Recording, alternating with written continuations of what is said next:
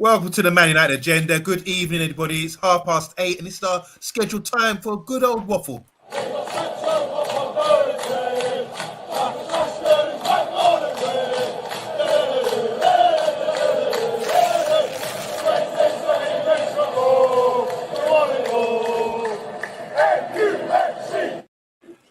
Greetings and good evening, everybody. It's the Man United Agenda. My name's OMONDI Juma, and to my left is Mr. B. To my left. B. I'm good as always on Monday, man. Ask about your colleague on your left, please. The Irishman. And to my left, we've got the Sultan of troublemaking, the king of banter, the rebel from the Irish shores, here to cause a bit of trouble, stir up a bit of a pot. And I think for once I might not be against the Monday in the way the topics are going. So stay tuned for that. And directly below me, we have our Lewis edition. Paddy, how we doing? I'm good. This is Roy Keane, number 2. Reincarnated. And his views. Thank you. And to my right is Bat Time. Again, a newbie with me. How are you doing, Bat Time? All right, lads. As always, it's a pleasure to be here. Is that all you got, Bat Time? Yeah, he's saving it. Don't hold back. That time here, he's sitting in the background. He's embodying his inner Will Smith, and he's getting ready to slap Chris Rock. So, since yesterday, there's been a few developments. Obviously, we're here to discuss everything Man United. Here's the first one, guys. Do you want to pop it up for me, Rebel, please? Because indeed. This might cause a bit of a discussion, and hopefully Roy Keane down there won't be slide tackling anybody with the studs up. It's all about Alex Ferguson. Obviously, he's still involved with the club. He's still got huge influence over the club as well. What a great manager. What a great man. Absolutely. And we're trying to fix things at the moment. So obviously, we've had 2 interviews recently. One for Eric, one for Poch. And we've both been successful, apparently.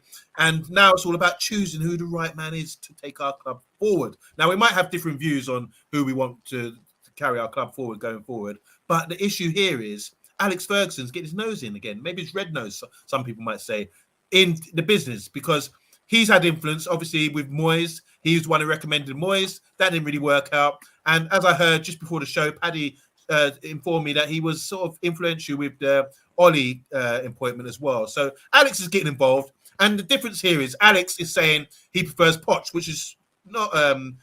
it's been known for a long time he likes Poch, doesn't he? But that is in opposition to what Ralph is saying. Now, Ralph is at the club.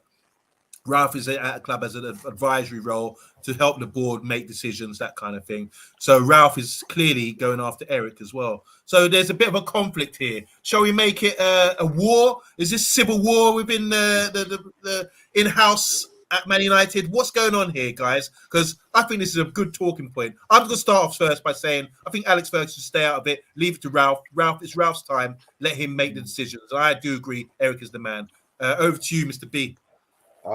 It's very rare that it does happen, but on this specific appointment, I would tend to go with Rangnick. It's not that I want to disagree with Ferguson, but my choices managers Ten Hag. So the fact that he's different from my point of view, then I'm more gonna side with Rangnick. But the issue we have is he's had one failed manager choice, definitely in Moyes.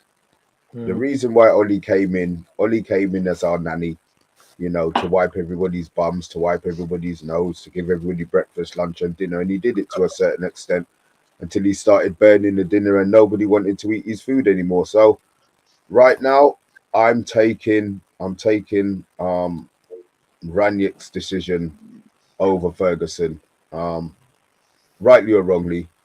Rebel, let me know what you've got thinking, mate. Well, first of all, I'm going to have to pull up Mr. OMONDI Juma on his very unparliamentary comment about Sir Alex's red nose. That was a rather low blow, in my opinion, given the legendary status that was our most successful manager in recent years. Now, like Mr. B, I do have to question the motives of Sir Alex in terms of putting his star behind Pochettino. Now, clearly, he probably wanted him previously at some point, and he's not changing horses mid-race. But the problem I have again was he gave us what we believed at the time, the Messiah in Moyes, and told us to back our new manager, and he turned out to be an absolute disaster class. Whether that was by his design or whether it was by the issues of having Woodward come in and trying to learn his job on the job at the time, that is something that we have to consider. But then he also rode in behind the Jose Mourinho project to a certain extent. They got very friendly over the years when they were competing on the sidelines, and he also would have been a big fan of Ole Gunnar Solskjaer, which he would have been part of the reason why Ole survived so many what would have been death shots in a boxing match for any other manager, I would imagine. So I have been firmly behind the whole Project Ten Hag once we started talking about this originally, and I'm not going to change lanes, and I'm going to pass the baton down to Paddy. All right.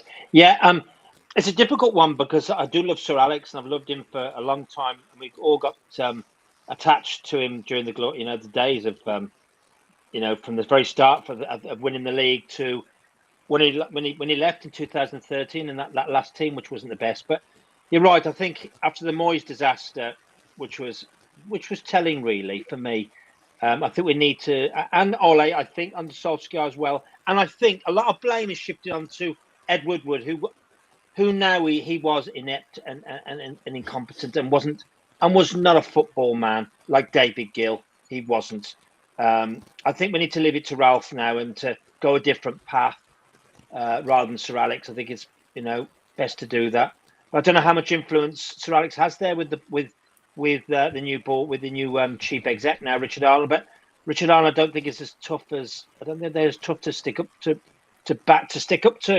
Sir Alex. He probably has a huge view there. But I'm hoping Rangnick's been brought in and he's going to get Ten Hag in rather than Pochettino, which again Pochettino will be a disaster, major, like the Titanic, a huge disaster. It'll hit the iceberg very, very quickly. And this has got to be an important appointment. This one is a massive appointment. This one now, because we've had the lunacy and the madness and the ineptitude. This one has got to work, lads. So that's my view on it. Over to you, bath time with Vaughan. Yeah, hi guys. I thought I was going to listen to a lot of hagiographies about Sir Alex Ferguson in this section, but when Rebel introduced me, he mentioned Chris Rock, and I would rather talk about the Rock of Gibraltar and Ferguson's long-lasting legacy to this club, which is thank you, which is the Glazers. I think it's about time that Sir Alex steps up. We've noticed that Ed Woodward isn't a football man, right? Where has Sir Alex and Bobby Charlton been during any football-related business? They've been sidelined. We know Bobby Charlton didn't like Jose Mourinho and stopped him getting appointed. And I think that when you compare Rangnick's achievements in the game to Sir Alex's, there's obviously there's nothing there. But when you think that in the last 10 years they have coached the same amount of time, I know that this is going to annoy a Monday. I think that Rangnick has been an unmitigated disaster at the football club. I know. Evidence, half time. Don't just spout out evidence. That's all I want to hear. When Rangnick was appointed, what would you consider to be success and failure? From where we're coming from, we were losing 5-0, 4-1, those sort of scorelines to teams. We were a bit of an embarrassment. Since then, he's stabled the ship. That's what he's required to do. And the key performance indicator would be probably top 4. But from where he's coming from, and we still got time to go, he's still in position to get that. So I don't see where you're coming from. Well, we're not. I don't does anyone here think we're going to get top 4? No. Okay. No. Right. Wait. Is it impossible? Sorry? Is it impossible at this stage? Come on. We got It's- playoffs. Well, no, it's not. I mean, But- if you want to get into mathematics, like, no, it's not It's impossible. not that stage yet. Come on. But look, we said opinions, not facts. Okay, indeed. And the second thing is that the performance against Manchester City from Ollie was an absolute disgrace. I And was there. Yep. Yeah. I personally think that the one we witnessed under Rangnick against Manchester City was worse. We've got a divided club. I just don't think that it's been. I don't think it's been a success, and I don't want Rangnick in charge of anything at my football club. So I would go with Sir Alex Ferguson. All right, guys, let me just drop this one in and stir the pot. I just want to know from you guys, like Fergie, come on, he's more qualified than all of us here. What do you think he sees in Poch over Ten Hag, for example? Just throw it out to the group. Come on, guys, speak up. Red wine. Red wine. Talk to me. What is this about? No, Fergie's look. He's had his time. I'm not calling him a dinosaur. I'm not being disrespectful in any way. I just feel that football has now moved on. The Poch era has now moved on. We had an opportunity to get Poch and didn't get him. And if Poch my thing is this: if a manager wants to come to the club, like a player, break your contract and come, prove that you want to come. You're going to get paid enough money anyway. All you're going to do is piss off the fans that you left, but you've made the fans that you're coming to really happy. That would have been us. So Yeah. they wait too long. I'm not interested in, we've been linked with whoever we've been linked with. Get it done. If it means that the player or the manager behind the scenes throws a hissy fit to get the job, get it done. Manager can come at any time of the season. What's his name? Did it? Brendan Rodgers did it at Celtic. So what? Celtic fans don't like him. So what? Who gives a toss? Leicester fans love him. But the panel, guys, yeah. in the panel. Here's the thing. I'm asking about Ferguson now. And Poch seems to have a good reputation amongst the football men. Why is this? What do you think it is? Even if you're speculating here, throw something out here, man. Even if it's a spanner in the works, just what do you think it is? Why does Poch have such good reputation? Whereas we on the panel, who are also qualified, would say, no, he's not good enough to make that. What's going on here? Monday, I'll come in on that one. I just think he has a good relationship with the man. That's all. That's all he's got. He just comes across as a very nice man, and he gets on with her. They have a drink upstairs, obviously, but that's it, really. He was a failure at Spurs, no doubt about it, and he will always be a number 2 in the top of the charts in 1976, not a number 1 for me. He hasn't done it. At PSG, he hasn't done it. That is it, man. That is. And I don't want him coming to our club and go, yeah, I nearly did it for you guys. Yeah, thanks for that. Yeah, cheers. Anyone got anything positive to say about Poch? Yeah. Yes.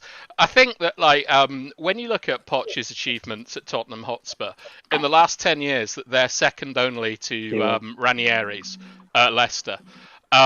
With literally no budget, he turned a team that were perennial underachievers for over 60 years into title contenders, spending no money with a great contenders with a wonderful form of football that was modern and high pressing. And I believe that if he had been given the same amount of money that someone like Klopp had been given, we would see Tottenham as a pretty stable challenger for the Premier League. Whereas with Erik ten Hag, I'm not convinced by any achievement in a league such as the Eredivisie. I think to come and get the top job at a top club, you need to have exceptional achievements, such as Jose Mourinho winning the Champions League, or with Klopp and Ferguson breaking up the hegemony, the monopoly in Germany of Bayern and the old firm. And Poch, he's failed at PSG because he hasn't won a Champions League. Tuchel, Emery, it's a graveyard over there. I wouldn't read too much into it, but Ten Hag, I'm not sure. He doesn't know our league. He doesn't know our players. His style of football doesn't look like it suits our squad or the Premier League to me. And I think that Pochettino is a safe bet to rebuild. Come on, Mr. B. Why are you whistling like a kettle? All right, come on, one at a time, lads. Mr. B first. No, it's just. I understand. I mean, there was a stage when I wanted Poch, so I'm not going to poo-poo Poch. and I'm not going to be totally depressed if Poch gets the job. I just want that new car excitement. That's all. Not a used car that I've seen my mate driving. That's all. Yeah. That's all. I think that's all it's boiled down to with me at the moment. I want to see something new. Ten Hag. I like so that. that's what I'm. It's like exciting, a new, fresh, like exotic. Yeah, I mean, I'm okay with Ten Hag coming in. I think it'll be really fun having like this new manager in. But I worry that we might be getting an Andre Villas-Boas or like was it Ronald de Boer or whatever? Crystal Palace, Yeah, got like 4 leagues at Ajax. I think it'll be a really exciting appointment. But at the moment, I don't want excitement. I want stability and I want moving towards something. And I'm not sure that Ten Hag is the outstanding candidate. I think Poch is. Can I just jump in here? Yeah, go ahead. Sorry. I used an analogy yesterday in terms of Poch. Again, like Mr. B, I won't be crying that we didn't get our man if Poch comes in. I think he's in a safe pair of hands. And the way I described him is, if you were looking for a boxing match and you were looking for a fighter that's going to take your fighter for the distance and go safely through all the rounds, you're looking at Pochettino. You're not too worried maybe that he's going to knock you out, but he's going to take your fighter the distance and you're going to learn what he's about. And the downside to Pochettino that I feel, number one is that he lost the French league in arguably a position where no other team but PSG should have been winning the French league. And the other one was, I looked through his Tottenham transfers, and bar a couple of them, some of them were rather questionable purchases. How much he had to do with those purchases, that's another debate. But I think Pochettino's probably that guy that will take you the distance in a boxing match, but he's not going to get the pulses racing and knock out fighters. I just want to say good evening to everyone in the comments here. We're going to come to you in a second, just after I make one last point. There's 7 people currently watching. Can you please press the like button? Just going back to what you were saying, Bath Time, and I just want to put this out to the panel as well. You were saying about Eric doesn't know the Prem, doesn't know English, and his style might not make it over here, and his achievements. I think his achievements, he's hard to gauge. Obviously, Dutch football, you can have a player scoring a goal a game and be trash over here, for example, you know. But sometimes you have to look at other factors. I think what he's done in Europe, especially in the group stage this year, destroying Dortmund, for example. Obviously, I know they went out against Benfica's side, was really sort of tactically nice, you know. Going to get into the semi-final a couple of years ago, getting to the final in the Europa, against Man United a few years ago. He's done all right, and I think that tips him over the edge. And his style of play as well. You can't tell me the fans ain't on the side with him. The players having to transform the team around. You know, he's had 2 teams virtually. He sold a lot of players. Obviously, we've got one of them in Donny, and rehashed the team. And now they're playing a nice brand of football again, and all their players sort of sought after throughout Europe. So they can't be that bad. I think you're burying him a bit there. Also, I think his style is similar. I think his style is similar to Pep, so I think the football could work over here. A few years ago, I was a bit concerned. I thought Pep's football might not work, but he's proven we've given time, which is important. The key factor for me when you're bringing a new guy in and a new project, given time, it can work eventually. I don't know what you think, Paddy. Yeah, I think I watched a YouTube video. I know everyone watches YouTube and see but Ten Hag's interviews for me captured something and who he's learned under as well. I think he's had a really good. He's cut his teeth with some good managers, which really, really highlights a lot to me. To be fair, I think like what Mourinho did under Sir Bobby Robson all them years ago. So he has learned. I know I get what Bart I'm saying about the Dutch league. It's maybe not the great, but I think I'm leaning more. I have leaned towards Ten Hag for a long time now. Pochettino, gut instinct, no go for me. It really isn't. He was at Spurs for as long as, I don't know, as long as Queen Victoria was on the phone on the throne, really, and it didn't really. In the end, they went, "It's time to go now. Poch, don't think it's going to happen anymore. Right, bye." And he left, and then he didn't. So he didn't achieve it. Contenders, yes, Bark time, but contenders doesn't really cut it for me. Really, I want to. You've got to be a winner And winning's everything for Man United, and that's where we are. We want to be winners now again. You know, guys, I want to go to the comments now. Just quickly, who's served more time, Victoria or Elizabeth? Elizabeth was 40. Served more time. Yeah, who served more time on the throne? I don't know. I think so. Yeah, I don't know. That's a quiz question, maybe. Monday, can I just come back to you about Ralph? Yeah. Bartom's talking about. I do get what Bartom's talking about, Ralph, really, because I've seen United now over the last few weeks with Ralph when he took charge of all that, and I didn't really see a difference. And when he said that Harry was my captain, I went, I just dipped my head a bit. All right. I'm just saying. I just defend Ralph a little bit. I think what Ralph's job has to be to secure things, and also I think prepare. For the next man to come through, and that means didn't really make any signings. He's not there for long term. Didn't really make any signings. Cleared out all the bad apples, I believe, or identified them at least, and that's a big factor going forward long term. But anyway, we can argue about that later. Matthew Bassett's in the house. Everyone say hi to Matthew. He's saying we should be listening to Ralph, who should be the next manager. Coming on to Emma Kay. Hi Emma Kay, how you doing, girl? She's saying, I don't really think Sir Alex should be involved in the decision as football has changed and the club has changed since he retired, which was, 9 years ago or something? Ole's in the house said, hello, Moyes wasn't a disaster. He wasn't given much time. Ralph will ensure you lot will be watching 50 years, waiting 50 years for the next title. I want to say hi to Mega Laman. He said, Sir Alex Ferguson needs to go. Matthew Bassett saying there's a reason rival fans want us to get Poch, same as Ollie. Okay. Ollie again, I want Ralph to go upstairs and continue ruining us from within. Mondi, you're dreaming, getting top 3 or for fuck's sake, whatever. Okay. Monday, just briefly. It's amazing the way these Liverpool fans forget and stretch. They become scholars all of a sudden. They win one title and they become scholars, like hierarchy, looking down at us, that kind of thing. Cosmo's in the house. Say hi to Cosmo. He said, bloody hell, who is this deluded guy? That's for you. Yeah. Hi, Cosmos. Proud Terriers, how you doing? Welcome to the channel. Again, I've seen you before because Fergie's done out here. He's repeating Matt Busby's mistakes. Everyone's entitled to view. Sir Alex Ferguson needs to step aside since our boss and let the club move on. What if we said that about you, Solo? How would you feel?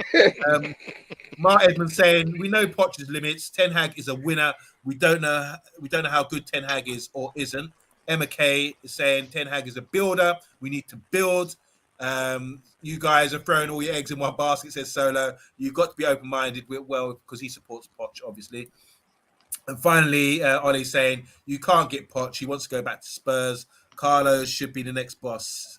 That's a joke. Oh, Eddie, sorry. Let's just want to quickly say hi to Eddie. Eddie saying, Ralph is the boss man. I'm still waiting for him to be announced as director of football.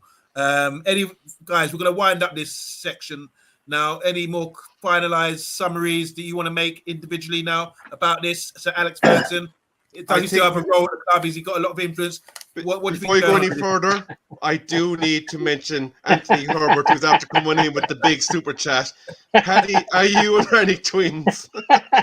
No, of course not. I'm doing really well and getting worse. My German. Oh, and following up there again, Amjan Cosman. He says, judging Ralph without his coaching staff, video and analysts, that's terrible. Tuchel was playing under Ralph and he was what inspired him to be a coach. Right. Is that how? What currency is that there? Anybody? Canadian dollars, I think. Oh, Canadian dollars. Okay. All right. Summary, guys. You want to summarize closing statements? Mine ain't changing. I'm not changing. You haven't had your head turned. No. Okay. Anyone else? All right. Time's up. We're moving on. What is the next subject, please, guys? Speaking of Ten Hag, it's Ten Hag again. All right. So here we go. So Ten Hag, clearly, he's been really successful at Ajax. He's got a lovely, beautiful team. He brought in a guy from Sao Paulo in 2020. Beautiful, unknown. Wasn't majorly known over here in Europe. His name's Anthony. strictly Anthony. That's a European name, but we got Fred, so why should we care? And he's turned out to be a bit of a gem. I mean, he's got some real high-tech tricks in his locker. He's left-footed. He plays on the right side of this sort of new modern inside forward role. He's not the quickest, but he's very technical. He's got a lot of assists. He scores a few goals. And in this system, he looks like a hell of a player, you know? So I don't know if you guys have seen him. He's had like 8 caps so far for Brazil. He scored 2 goals. And for Ajax, he's had 55 league games and scored 17, which ain't too bad. I know it's Dutch football bath time, but it ain't too bad, in my opinion. On eye test, I think that's the most important thing here, what we need to be observing. One thing we have to make clear, I think when we're looking at our team for next season, we have to identify where we're weak. Obviously, Mason Greenwood's not in the side anymore. He used to play on the right. Now we've got Ahmad. I think I would like to see Ahmad come in. He's left-footed, can play on the right side. And who else? There's not many people beyond that. So Anthony, he comes with rave reviews from the manager himself. And I think apparently the manager, if he was to come to Man U, would be identifying him as a main target. Over to you, bath time. Well, I think that it's fantastic that we're looking for a left-footed right winger. I don't know a huge deal about Anthony. He looks to be a systems player, which always worries me. And personally, I quite like Rafinha at Leeds. I know it's a bit dodgy signing a Leeds player, but he's proven quality in the Premier League, and Anthony isn't. But I think it's a step in the right direction. The right side of our football pitch has been, I don't know what it's been like. It's been like the Atacama Desert, like since, well, but you think like Valencia and players like that. It's very, very important to improve there. As I say, I'm not like against us getting Anthony in, but I would prefer Rafinha because I know what he is and what he does. Yeah. Take it on, boys. Take it on. I think it's an interesting point mentioning Rafinha, who's already in Premier League. And you referenced one attribute that would be a concern for me, and it could be something that might cause defences in the Premier League to shut him down, and that is maybe a certain lack of pace. So that is something that you'd be hoping that his technical ability would overcome, because it is a rather quicker fullbacks that are present in the Premier League. We've seen the likes of James, we've seen the likes of Trent Alexander-Arnold. They're dingers. They have high work rate, and will that lack of pace maybe infringe him in making inroads in the attack? That'd be one kind of question that I'd have hanging over him. And the other thing is, we have seen from attacking players that have come in from the Dutch league, for every Ruud van Nistelrooy, there has been a Kesman. Mm-hmm. Good shout, Mr. B. You know me, I want shiny new.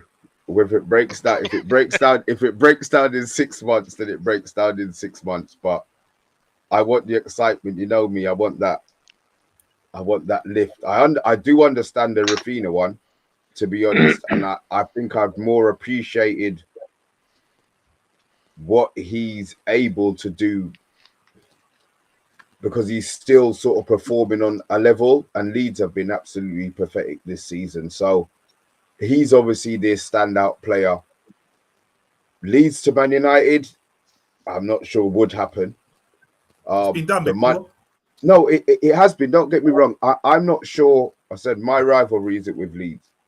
I'll be honest. So I don't know if it's a boardroom now. Obviously, the older generation of Manchester United players have got that inbred rivalry. My rivalry somewhere else. So if we could get Rafinha, if we would be interested in coming, then I just think that we would be paying Man United tax. And right now, if we're on a rebuild, we don't need to be spending shed loads of money on individual positions. Spend, you know, right now we've got somebody in who is supposed to know bargains. Let's pick up the bargains.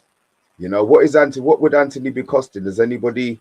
Just a quick one for you, Mr. B. If Leeds were to get the drop, there is believed to be a release clause of 25 million attached to Rafinha. Question. All right, I've got a question for you. Do you feel that Rafinha would rather come to Old Trafford or go to freezing cold Barcelona?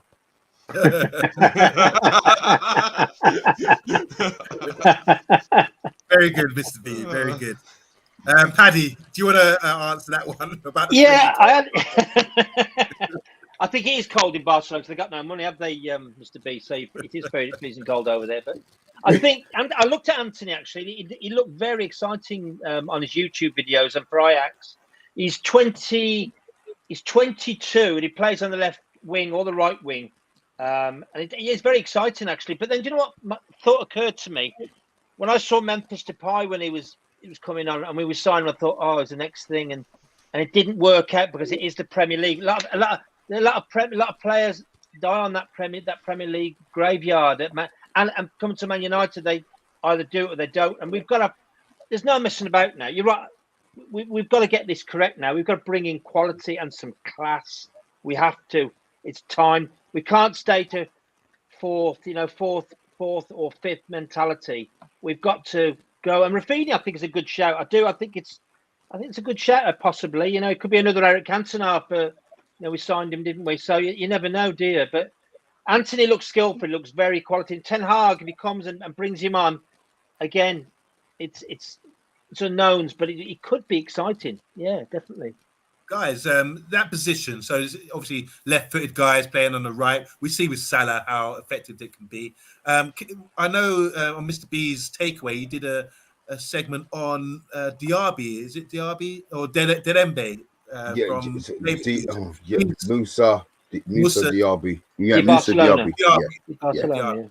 And so we also, I want to mention Ahmad. I think we paid a lot of money for him. I think he needs to have a look in. But at the moment, Van Bronckhorst at Rangers is sort of edged him out. Said he's not ready apparently.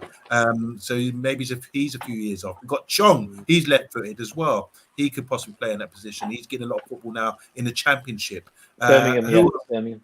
Yeah. So that position I think is vital right now. We do need a left-sided player, left-footed player in that position. Anyone else want to throw out some names that you've seen in the Premiership or around Europe, even if they're out of the price range, you think would be effective for Man United? Because I do think Rafinha, now you've mentioned it, he is a very good player, very effective, driven, goes forward, and for him to come to Leeds and do what he's doing over there, I think he's suited for Man United. Anyone else out there? Any other players? Can I just say something very briefly?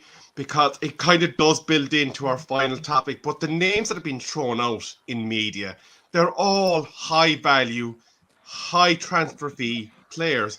We are in a position where we need to get multiple players in conjunction with what's coming up through the academy. And spending 50, 60, 70 million on each of these players, it's just not going to happen under the Glazers. Let's just call a spade a spade. We have one window where we're going to probably be looking at maybe getting 5 or 6 players in. You're looking at 20, if we're trying to do this right between everything, and you're looking at you need to be looking at 20, 25 million pound players that a bit like Salah hadn't really got to their level before they arrived at Liverpool. There was a gem there, but Klopp polished it. And he made it into what he's got now. Well said. Right, just going to drop some. Sorry, go on. Can I just quickly? That's interesting about Salah because exactly what Guardiola did with Kevin De Bruyne. He left and he brought him back and polished him. I think they didn't get. I don't know where he came from now. Rebel, remind me. Did he come from? Wolfsburg. Did he go back? Raymond, was it? Wolfsburg. Oh, Wolfsburg. Yeah. Yeah, but and he polished him. I didn't think he'd done it. It left Chelsea under, hadn't done very well and left, and same as Salah, and brought him back. If these managers can polish them, I think it'd be great. Yeah, definitely. I think that's a good point, Rebel. Get those players. Look at about coaching. Coaching is so important. You can really develop players that way. This was my point comments here about the topic here. So Matthew Bassett saying Anthony and Sancho on either wing, and we're cooking. Yeah, I like that. Socrates in the house. How are you doing, Socrates? I think Socrates is a Barcelona fan. He says Anthony and Sancho would be a hell of a combination. Omondi, wash your mouth out. Don't say anything bad about Fred, says Solo. He's obviously he loves Fred. Salutes going round. Fred out. Yes, you tell him.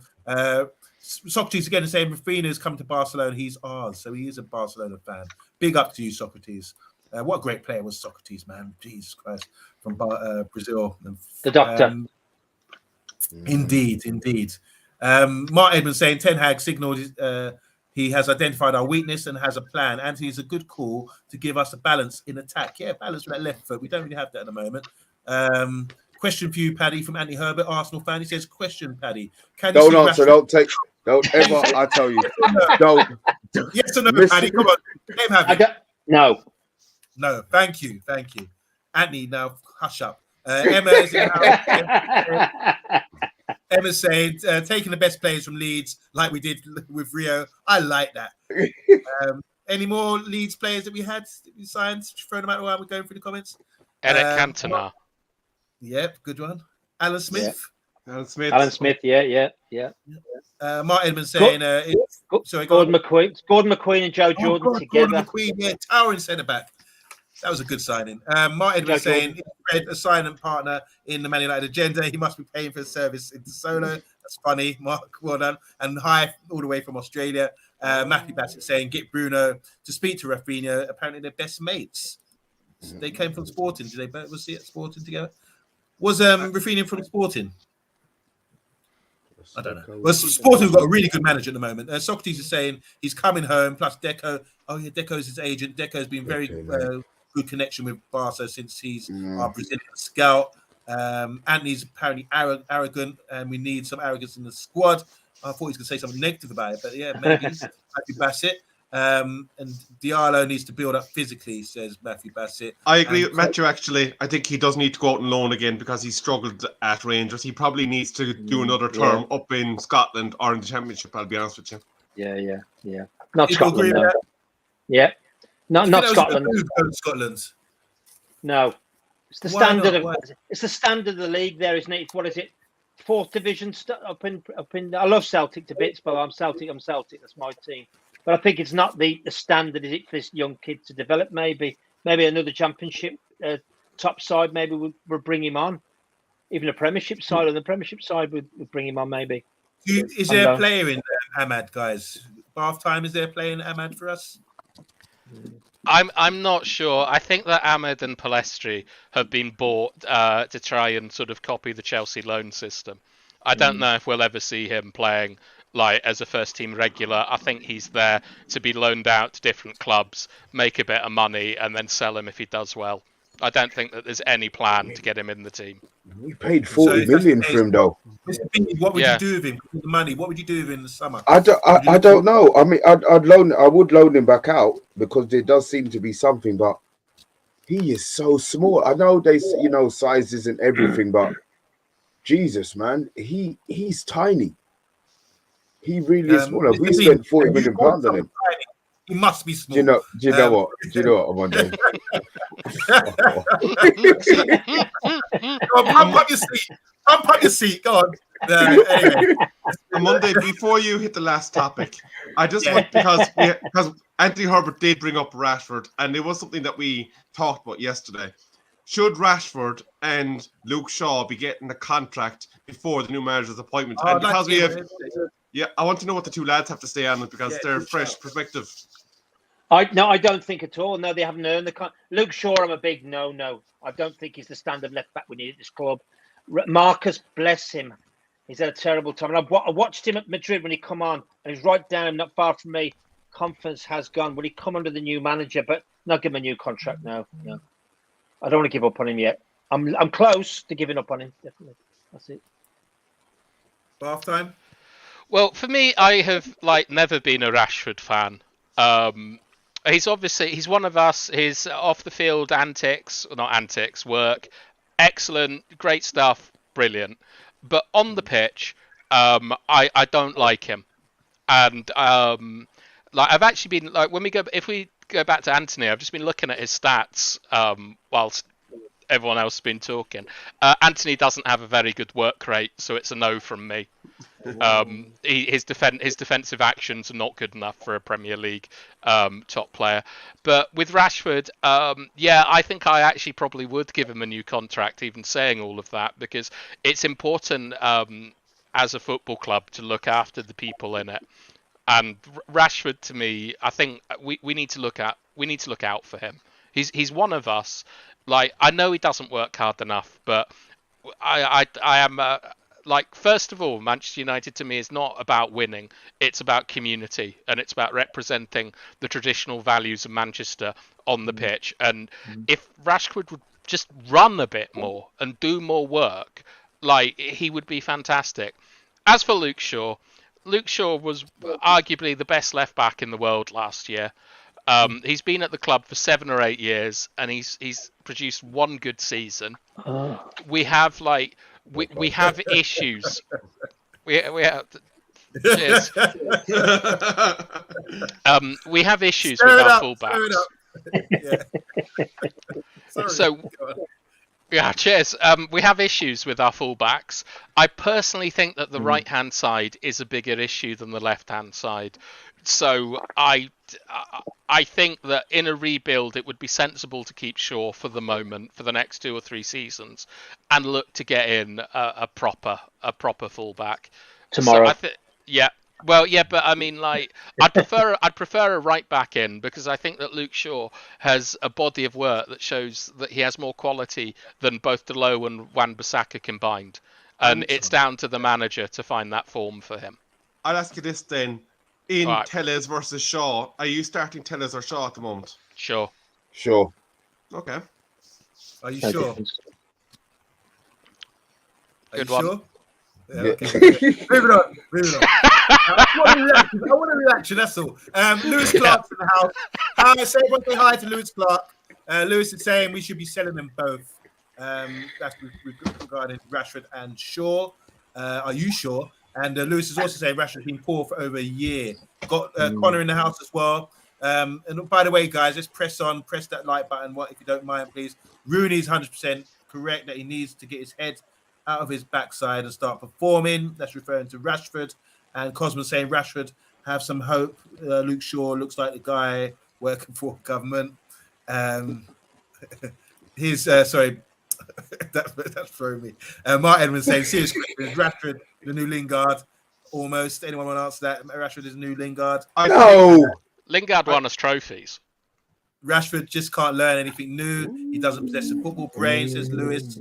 Nah, people forget he was in the Premier 11 2017-18, a few years ago, and was class in 18-19, not so long ago, before the injury.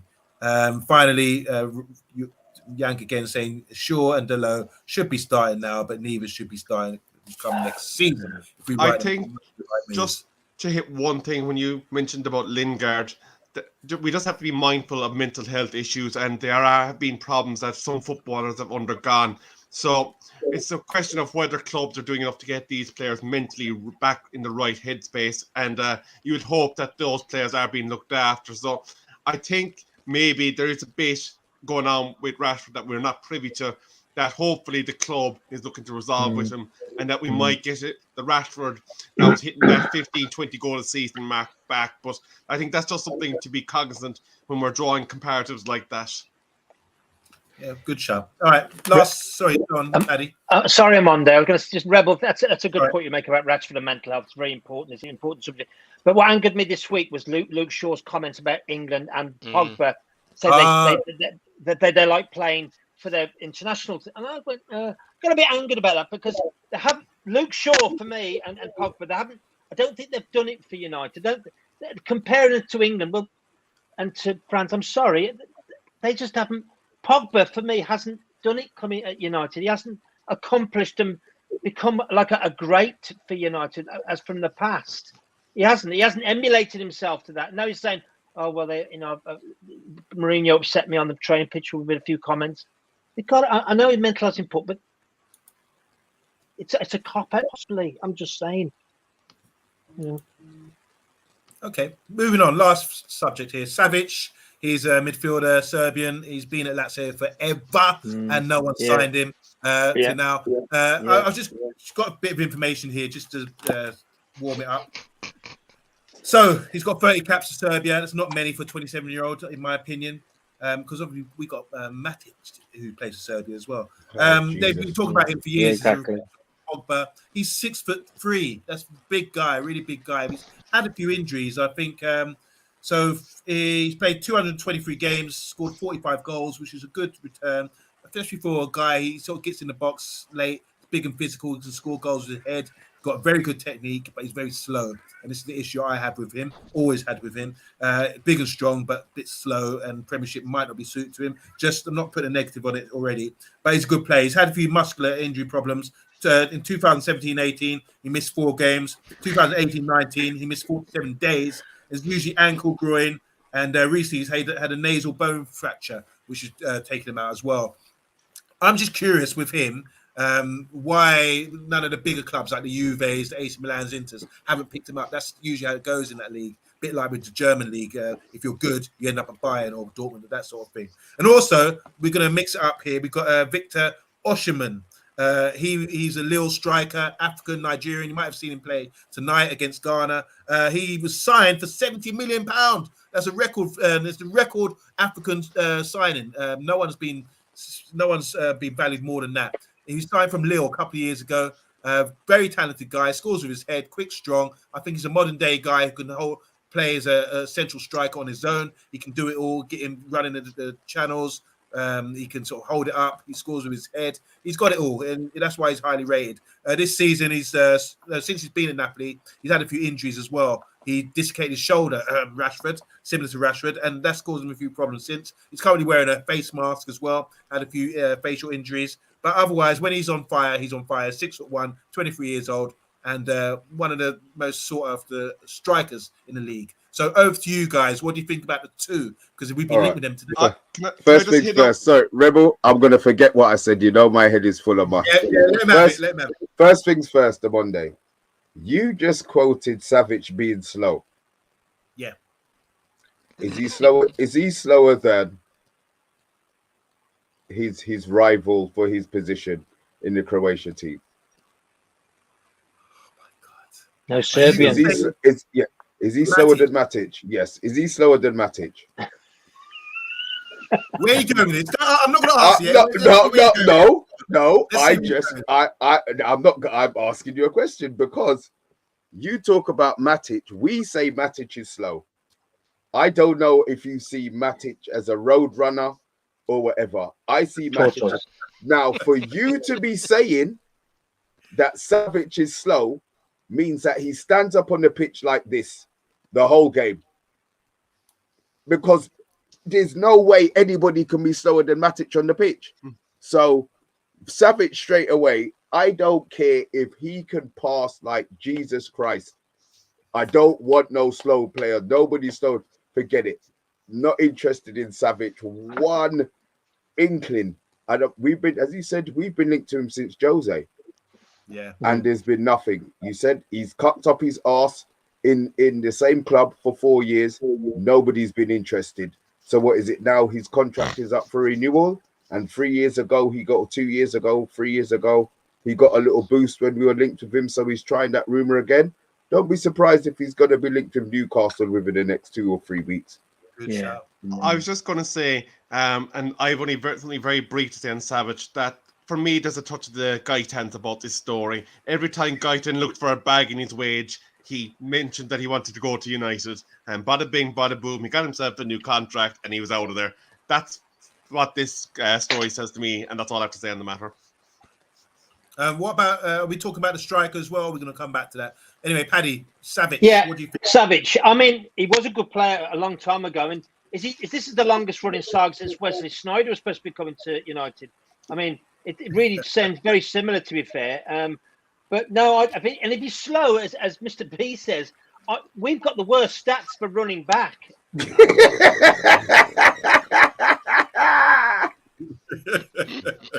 You know, we could be looking at the over 90s 100 meters Olympic stuff. You know what I mean? But they're going, come on, hurry up. You know, we can't have it. You're right. Savic, no, I think a Rebel says there's a sniff of I might need a bit more money. I'll probably stop at Lazio for the next 50 years and chance for a long contract.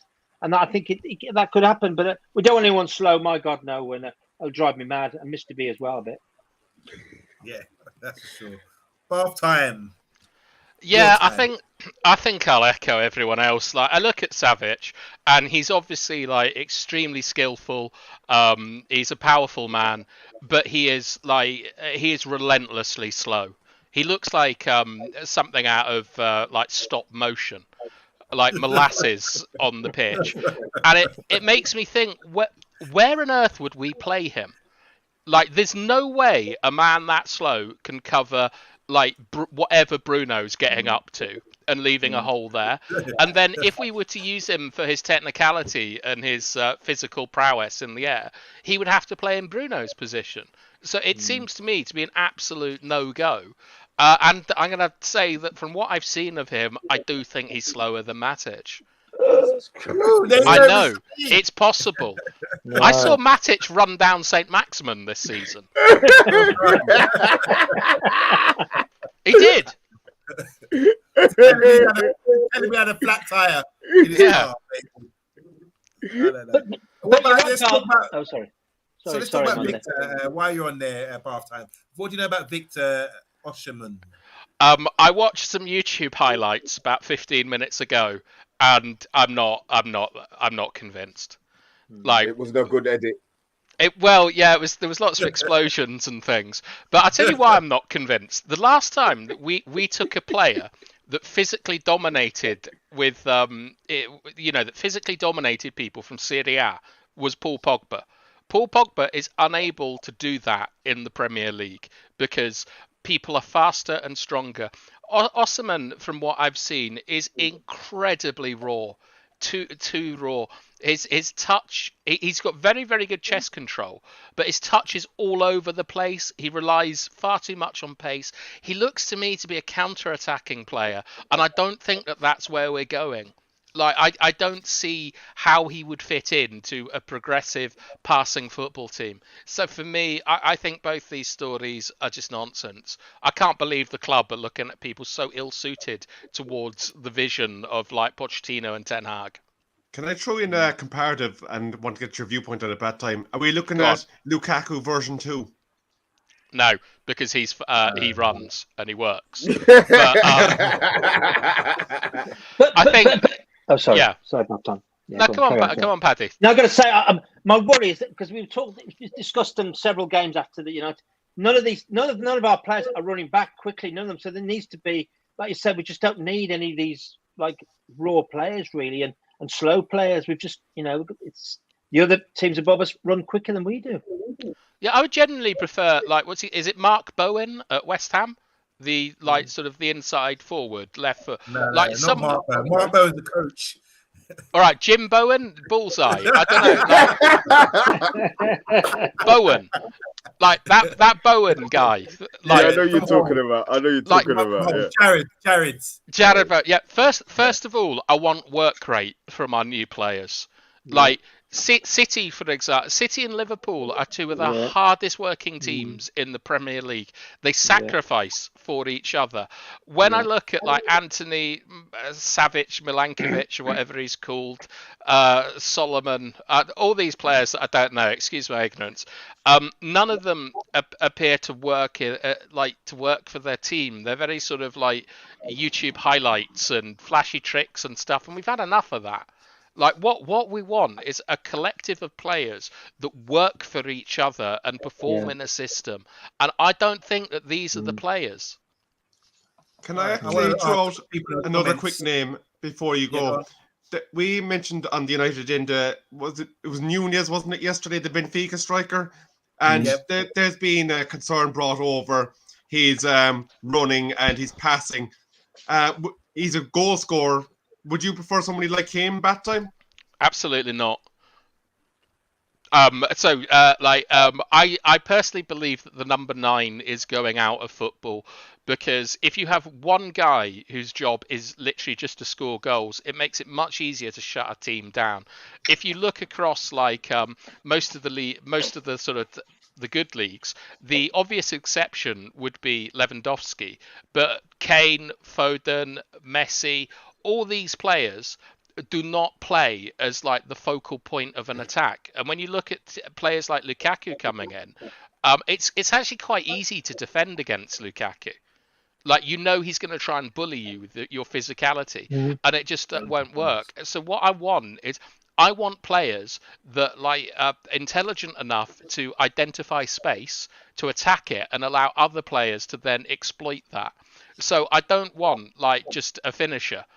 because like we've got the best in history in Ronaldo, and we're not using him properly. So why would we get like some second-rate Portuguese lad in who is not going to be as good as Ronaldo?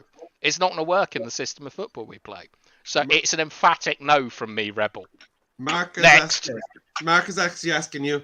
Haaland would disagree with you, Vaughan. What do you make of that? Who? Haaland? Yeah. Yeah, no, yeah. I mean, like, okay, Haaland is the other exception, but the thing is that Haaland isn't used as the from what I've seen, he isn't used as the centerpiece of a strike force. Like Haaland is someone who attacks space and attacks it extremely quickly with like outrageous power and speed. He seems perfectly suited for the Premier League, but I don't believe that he plays as a traditional number 9. He's much more involved in play than someone like Lukaku is. His combinations with Jadon Sancho are what like got us to sort of go for Sancho. So whilst I understand the point you're making, Mark, I think that Haaland is like a 9.5 or a 9 3/4, not a straight up number 9. But I'm going to say, but it does come deep, doesn't he, Haaland? I haven't watched. He does. He's extremely powerful. I know he's not coming to Man United. I don't think he is. I think he might be City bound, or I suspect Real Madrid, maybe. I don't know, but I think he would. I'd love him to come to Manchester United. But I don't know what you think about that. Yeah. I mean, apart from the agent, I think that like Haaland is someone who he just looks like a force of nature. It's like watching like I don't know. It's like watching a 16-year-old play with 10-year-olds. He's he's like Hercules, just tearing up the pitch, and it would be like, I mean, any top player I'd love to come to Manchester United, but I think I'd prefer the money to be spent on a new right back, a new right winger, a goalkeeper, obviously, than get Haaland in, because Haaland seems to me to be the final piece in a puzzle. Yeah, Would I be right in saying you'd be drooling if you saw Mbappe then? Well, Mbappe? Yeah. No, I'm not. Doesn't work hard enough for Vaughan. Yeah, I just don't trust his mentality, to be honest. Like, I don't know if, like, when the chips are down, Mbappe's there.